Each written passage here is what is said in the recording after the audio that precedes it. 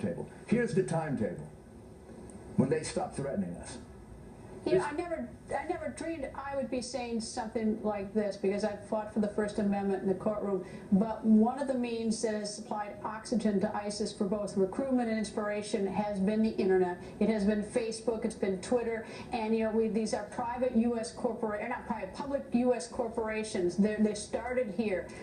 You know, is it not time for some leader to at least bring these corporations to try to figure out some way to shut down that inspiration, that recruitment? A President Kennedy or a President Reagan or a President Bush or a president would have called them into the White House a couple of years ago and said, let's cut the, we don't need to tell anybody, but let's stop all the, well, what do you want to be? You want to be an instrument of murder, an instrument of killing? But honestly, that's not the root cause of the problem. The root cause of the problem is them. And if they don't communicate through those means, they'll communicate through other means. That just makes them more effective. We have to wipe out ISIS. When Franklin Roosevelt declared war against Nazism, he didn't put a timetable on the war. The war was when they were defeated completely. When Abraham Lincoln went to war, it wasn't, you know, we're going to be in this war 3 years. It was, we're going to fight this war until the Union is kept together. This president doesn't understand. In World War II, it was, you know, a number of nations that joined together to fight Hitler. You know, it seems to me that to fight ISIS, it would be very helpful if we had a real leader, a superpower, to sort of, you know, get the other ones on board. I mean, President Hollande seems like he's quite willing, and President Cameron, they're both, Prime Minister Cameron, quite willing. Who would be more likely to be respected by world leaders to try to help lead that? A President Clinton or a President Trump?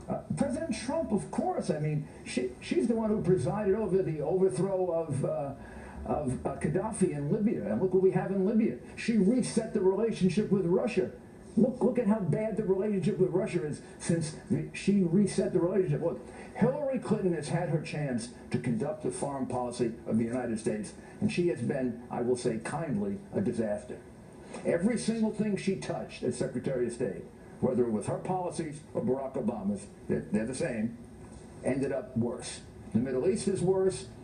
The relationships with Russia are worse, Eastern Europe. I'm not even going to mention the South China Sea and the disaster. It's interesting to look at what she said this week. She said that ISIS is not to be contained, it's to be destroyed, which I actually thought was a departure from, but I thought, you know, and I didn't know to what extent she'd been a loyal sort of civil servant to the president as Secretary of State. She's been out for 4 years, and now she's sort of moving out alone, because she is more hawkish than President Obama. Well, look, I don't believe her.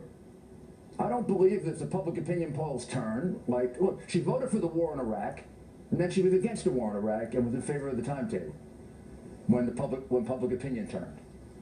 So you know, she reset the relationship with Russia, and that was a ridiculous thing to do, and she got nothing in return for it. I once asked Secretary Gates, what did you get in return for the reset of the relationship in Russia? I think his answer was nada. Well, that's not a negotiation, that's a capitulation. And this woman is a complete slave to public opinion polls. So if she were to engage in a war with ISIS, and 2 years into that war, things got ugly, and American public opinion changed, she would do what she did in the Iraq war. She put a timetable on it, we leave, and we make things worse. We need a president like Abraham Lincoln, who, when American public opinion was against the Civil War in 1863, didn't put a timetable on it. When there were draft riots in New York, and even though he was going to lose New York, possibly, as a state, and he needed it to get reelected, Abraham Lincoln didn't quit the Civil War because, well, we can only take 3 years of the war. Well, these people have come up with this insane notion of putting a timetable on war. And the timetable gets determined by polls. Well, I don't know. You know, the Battle of the Bulge, we might have made a sort of a compromise with Germany at the Battle of the Bulge because it was so bad for us. If we didn't have a president and General Eisenhower who said, "The heck with that, we're going to continue it, and we're going to win this until we have complete, absolute victory."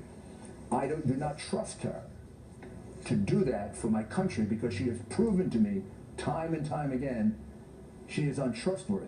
And 65% of my fellow citizens and yours agree with me that she is untrustworthy.